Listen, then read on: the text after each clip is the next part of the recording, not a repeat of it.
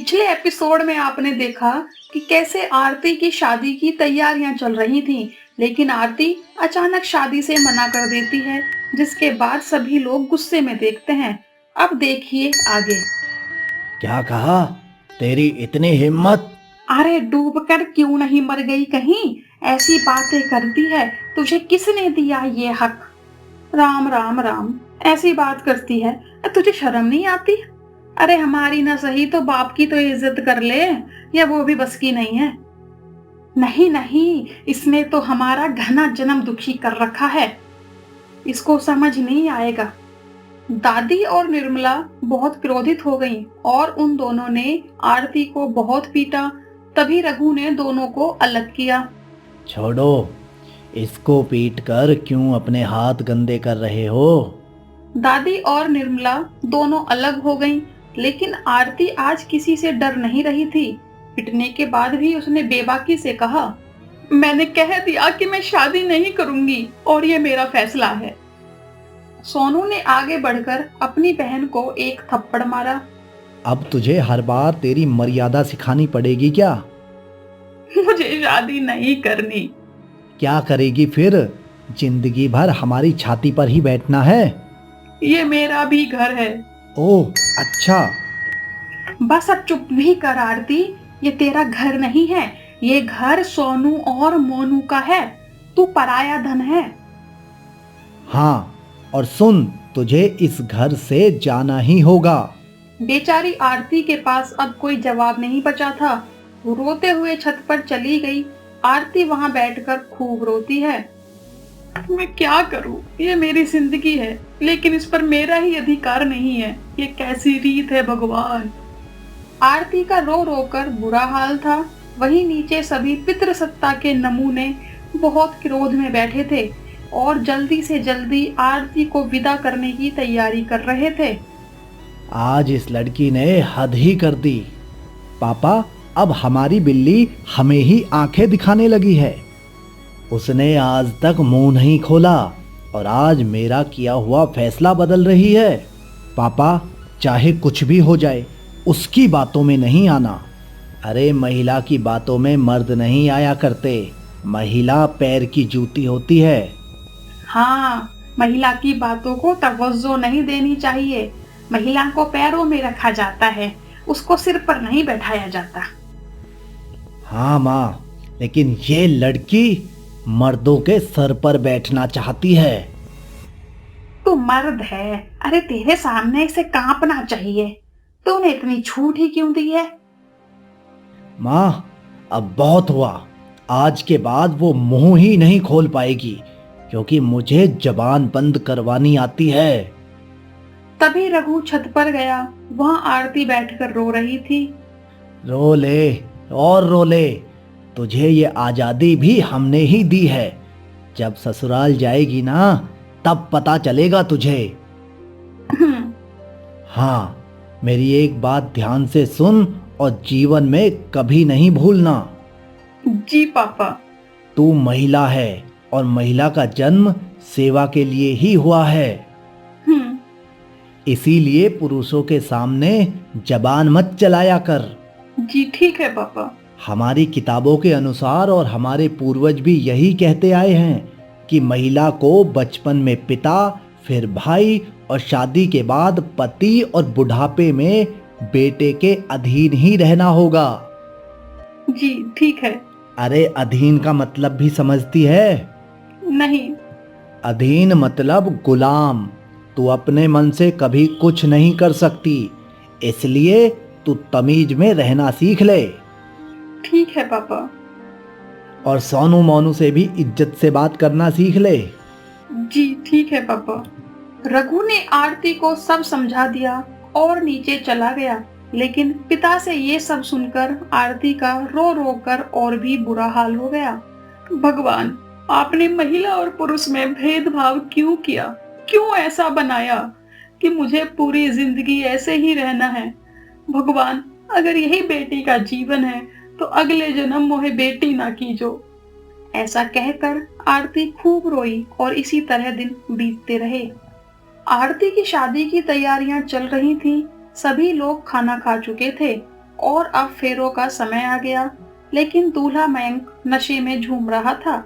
उसे देखकर आरती कुछ परेशान हुई, लेकिन उसके पिता रघु ने उसे आंख दिखाई तो वह सहम गई और चुपचाप मंडप में जाकर बैठ गई। लेकिन नशे में झूमते हुए मयंक ने उसे घूर कर देखा और कहा, मैं ये शादी नहीं कर सकता।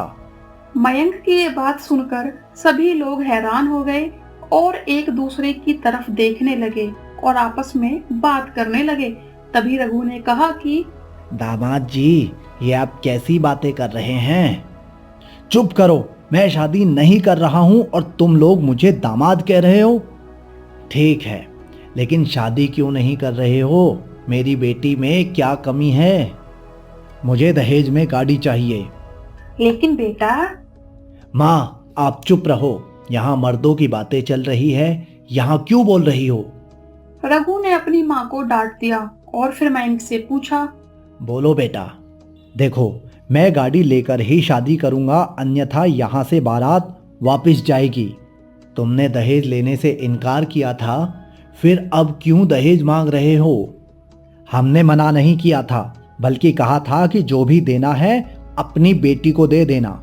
हाँ, हम अपनी बेटी को दे रहे हैं दहेज। मैं ये शादी नहीं कर पाऊंगा। अगर अभी गाड़ी दे सकते हो तो दे दो, अन्यथा हम वापस जा रहे हैं। रघु को अपनी बेटी पर बहुत गुस्सा आ रहा था। वो अपनी माँ के पास गया और पूछा, माँ, यहाँ हमारी बेइज्जती हो रही है, अब बताओ कि क्या करूं? गाड़ी के लिए इतना पैसा कहाँ से आएगा? माँ, वही तो समझ नहीं आ रहा कि अब सारा पैसा अगर इसके ऊपर लगा दूंगा तो बेटों के लिए क्या बचेगा?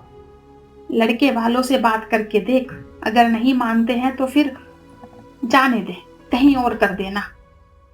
ठीक है माँ, वैसे भी इसके ऊपर बेवजह इतने पैसे क्यों लगाऊं? रघु मयंक के पास गया। देखो, हमारा इतना बजट नहीं है। ठीक है, फिर हम बारात वापस लेकर जा रहे हैं। मयंक बारात वापस लेकर चला गया। रघु अपना आपा खो बैठा। उसे आज समाज में बेइज्जती महसूस हुई। वो कुर्सी उठाकर इधर से उधर फेंकने लगा। आरती मंडप में खड़ी होकर रो रही थी। वो गुस्से पर काबू नहीं कर पाया और उसने आरती को बहुत पीटा। उसके चेहरे पर मेकअप के साथ साथ चोट के निशान भी बन गए। इसे क्यों पीट रहा है? माँ, आज आप मुझे मत रोको। इसकी वजह से आज मेरा सिर सबके सामने झुक गया। इसने क्या किया है? इसने मेरी छाती पर बोझ बढ़ाया है। जो भी हुआ है सब इसकी वजह से हुआ है। सोनू ने आरती का हाथ पकड़ा और उसे खींचते हुए कमरे के अंदर ले गया और जोर जोर से धक्का देकर नीचे गिरा दिया। जमीन पर पड़ी हुई आरती रोए जा रही थी। भगवान, मैं ही क्यों? अब इसमें भी मेरी क्या गलती है? भगवान, क्यों कर रहे हो ऐसा? सबकी सजा मुझे ही क्यों मिलती है? दुल्हन के जोड़े में सजी आरती जमीन पर रोते रोते ही सो गई।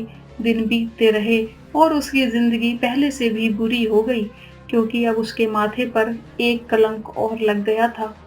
धीरे धीरे 1 महीना बीत गया। अब घर में आरती की स्थिति पहले से भी बहुत बुरी हो चुकी थी। एक शाम सभी बैठे थे। आरती चाय लेकर आई। आजा महारानी आजा, तूने भी जन्म दुखी कर रखा हमारा। ढंग से चाय बना लिया कर, मैं जानती हूँ इसमें चीनी भी ना होगी। आरती ने सभी की तरफ देखा और चाय रखकर अंदर चली गई। देखो, इसकी आंखों में कितना गुस्सा है। अरे क्या कहूँ बेटा, बस कोई इससे शादी कर ले।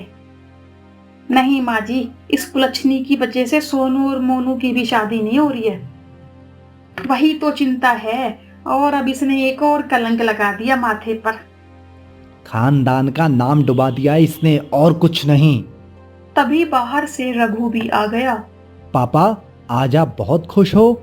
अरे हाँ, अब माथे से कलंक हट जाएगा। अच्छा, कोई इससे शादी करने के लिए तैयार हो गया क्या? हाँ हाँ, एक लड़का है, उम्र होगी कोई 35 साल।